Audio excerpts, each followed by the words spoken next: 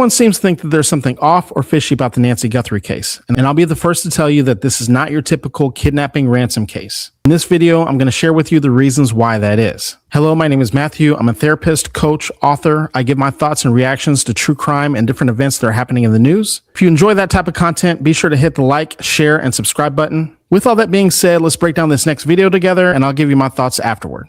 Joining me now, I have former FBI Supervisory Special Agent Rob Chadwick. Rob, good morning to you. Talk to me about this chilling deadline today, right, in this newest purported ransom note.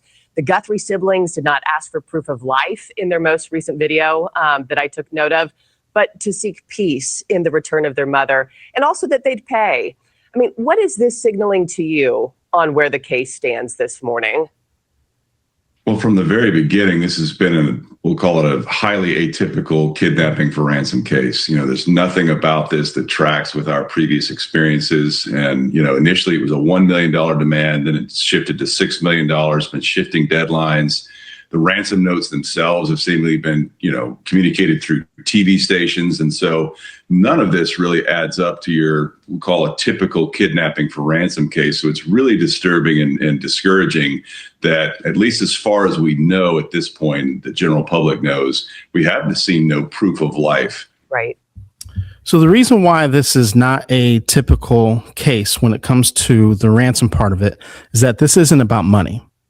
This has nothing to do with money. If this had something to do with money, you might remember, if you've been following this case from the beginning, that it took them several days to actually send the ransom letter. And even then, this is not someone who's desperate for money, or they probably would have jumped on the 1.5 million or whatever their initial thing was. Maybe there might have been some more negotiations that would have happened, you know, but to jump from 1.5 million to 6 million to go basically 6 times higher in the next thing, and to not meet deadlines and those sorts of things. This is not someone who really actually wants the money, and they definitely don't have a sense of urgency to receive the money. And I'm going to share with you the reasons why that is here in a second. Yeah. And talk the amount, too, that you just mentioned that is being asked for, $6 million by 5 p.m. tonight or else. They're asking for that in Bitcoin. And something that also stood out to me is that they also specified USD, as in US dollars. Does that make it sound like a scam to you? Like somebody who's not even in this country wanting a payday off of this tragedy?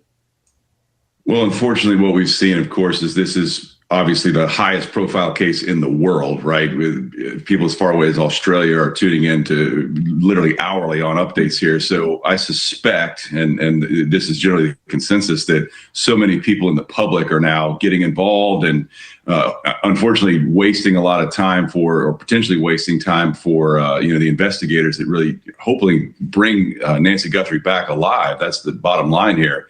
But none of the information we have thus far is really indicative of a typical kidnapping for ransom case. That's the disturbing part. Yeah, and we saw so much activity this weekend too, right? I mean, on Saturday night, police returned to Annie Guthrie's house. They seemed to be taking pictures inside. They left with gloves on, brown bags in tow. Law enforcement back at Nancy Guthrie's house yesterday.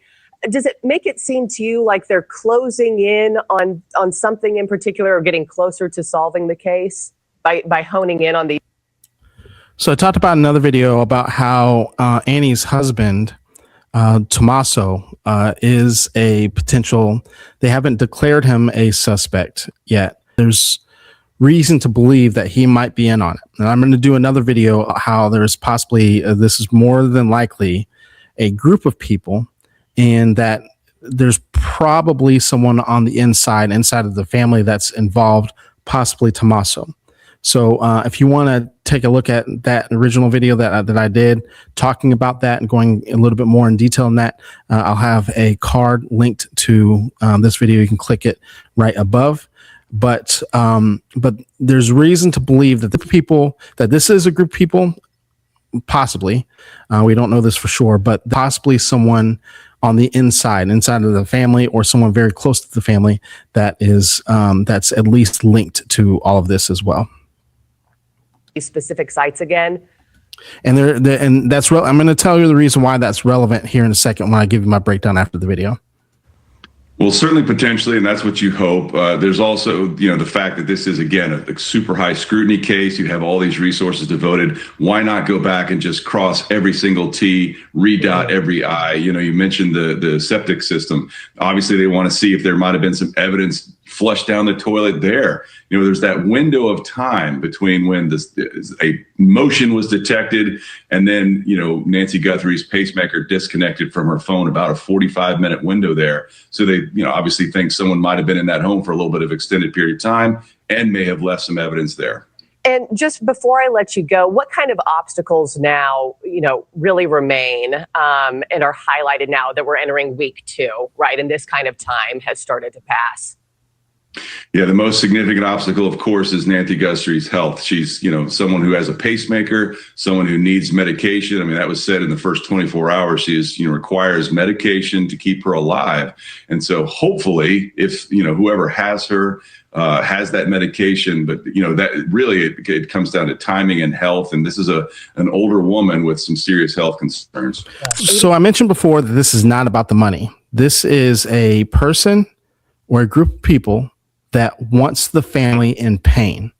It could be against Savannah. It could be against the family as a whole.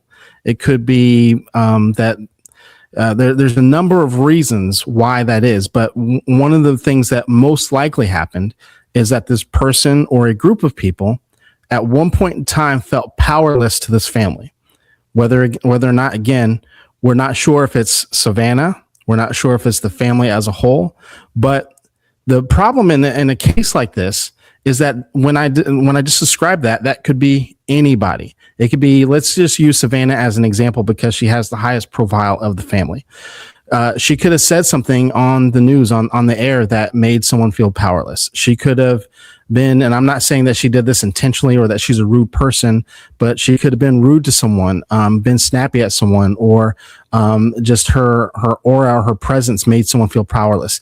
Could be an ex from middle school or high school that she broke up with, that things didn't work out with, or that she turned, someone approached her and shot their shot and she turned them down. I'm not sure if she's married or not, but she turned them down and that person felt powerless. And now this person or group of people, because this could, it's more than likely a group of people banded together because they all have at some point in time felt this way.